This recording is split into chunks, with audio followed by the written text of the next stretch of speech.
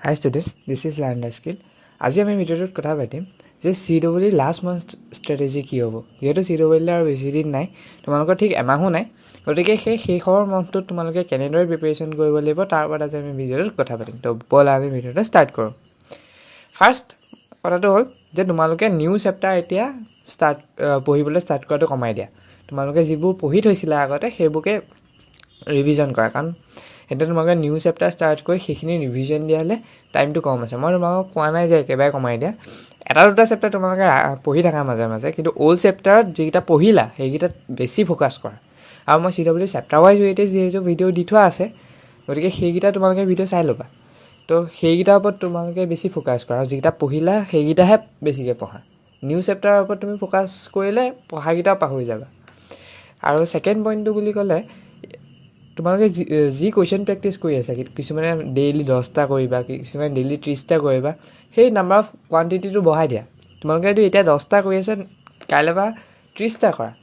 এতিয়া যদি 30টা কৰি আছে, কাইলৈ পৰা 50টা কৰা। তো তেনেকুৱা মানে কোৱান্টিটিটো বঢ়াব লাগিব। আৰু কুৱেশ্যন প্ৰেক্টিছ তোমালোকে কেনেকৈ কৰিবা, তোমালোকক মই ভিডিঅ' এটা দি থোৱা আছিলে যে CWৰ ওপৰত, যে মঞ্জিল বেটছটোত তোমালোকে এনৰল হৈ লোৱা, ফ্ৰী হয়। তাত তোমালোকে DPPবোৰ ছ'ল্ভ কৰা, DPPবোৰ ছ'ল্ভ কৰা, টেষ্টবোৰ দিয়া, সেইবোৰে তোমালোকৰ কুৱেশ্যন প্ৰেক্টিছ হ'ব ছাফিচিয়েণ্ট। তোমালোকে কুৱেশ্যন প্ৰেক্টিছ কৰিলে কি হ'ব, একুৰেচিটো ভাল হ'ব। তোমালোকে টেষ্ট দিয়া, ঠিক আছে। টেষ্ট তোমালোকৰ মষ্ট ইম্পৰ্টেণ্ট হয়। টেষ্ট দিলেহে তোমালোকৰ একুৰেচিটো মেইনটেইন হ'ব, ঠিক আছে। গতিকে টেষ্ট তোমালোকে দিয়া। দেন কিছুমানে এতিয়া ভিডিঅ'টো চাইছে ষ্টাৰ্টিং ফ্ৰম জিৰ', কোনো প্ৰিপেৰেশ্যন নাই, লাষ্ট মান্থত কেনেকৈ আহিম সেইটো ভাবিছে।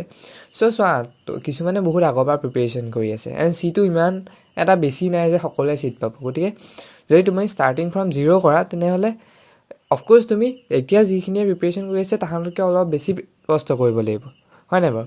গতিকে তোমালোকক মই এটা এডভাইচ দিম, তোমালোকে ওৱান শ্বট ভিডিঅ' চোৱা। ওৱান শ্বট ভিডিঅ'ৰ ক'ত কেনেকৈ চাবলগীয়া আছে মই ভিডিঅ'টো কৈ থৈছিলোঁ, সেই ভিডিঅ'টো মই ডেছক্ৰিপশ্যনত দি দিম, তোমালোকে চাই ল'বা। সেই ভিডিঅ'টোত তোমালোকে ভালকৈ চোৱা, ওৱান শ্বট ভিডিঅ' চোৱা, তোমালোকৰো ভাল হ'ব। 1 month ইজ ছাফিচিয়েণ্ট, গম পাইছা। খালি তোমালোকে হাৰ্ডৱৰ্ক বেছি কৰিব লাগিব, বুজি পাইছা। এণ্ড তোমালোকে PYQ ছল্ভ কৰা। PYQ 21, 22, 23, 24 এই 4টা বছৰ PYQ গোটেইকেইটা কৰা। এইটো নহয় যে এইটো আমাৰ চিলেবাছত নাই নকৰোঁ, কৰা। চিলেবাছত নাথাকিলেও এটেম্প কৰিবলৈ ট্ৰাই কৰা, ঠিক আছে। তো সেইটো কথা হৈ গ'ল। এণ্ড তোমালোকে এতিয়া লাষ্ট মান্থ বুলি ডেইলি 10 to 11 hours পঢ়িবই লাগিব। তুমি ডেইলি 10 to 11 hours পঢ়াক টাইম দিব লাগিব, গম পাইছা। তোমালোকৰ লাষ্ট মান্থ হয়, গতিকে তোমালোকে লাষ্ট মান্থ একদম পূৰা কষ্ট কৰি দিয়া, এণ্ড ৰিজাল্ট তোমালোকৰ ভাল হ'ব। এণ্ড তাৰপিছত তোমালোকে অকণমান ৰিলেক্স হ'ব পাৰিবা, কাৰণ তোমালোকৰ যিটো একাডেমিক ইয়েৰ লাষ্ট ইয়েৰটো ছেপ্টেম্বৰত ষ্টাৰ্ট হৈছিলে, গতিকে এইবাৰ আগষ্টতো যদি ষ্টাৰ্ট হয় তোমালোকৰ বহুত টাইম পাই যাবা ন।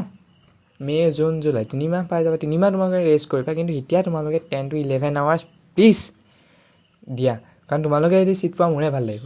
এণ্ড তোমালোকে এই চেনেলটোত বনি থাকিবা।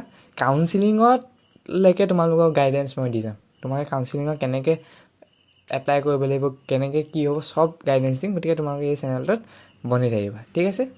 এণ্ড এটা ইম্পৰ্টেণ্ট কথা যে ফেষ্টিভেলটো তোমালোকে এভইড কৰা, কাৰণ ফেষ্টিভেল যদি এভইড নকৰা ন, তোমালোকৰ বহুত প্ৰব্লেম হ'ব, বুজি পাইছা। গতিকে ময়ো গম পাইছোঁ যে অসমীয়াৰ কাৰণে বিহুটো প্ৰাণ হয়, এৰিবলৈ বেয়া হয়, কিন্তু বিহু 15 দিনৰ পিছতে তোমালোকৰ পৰীক্ষা।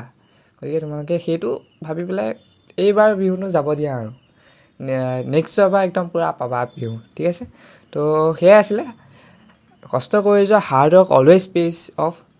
তো আশা কৰিছোঁ ভালেই হ'ব। তো থেংক ইউ ছ' মাছ।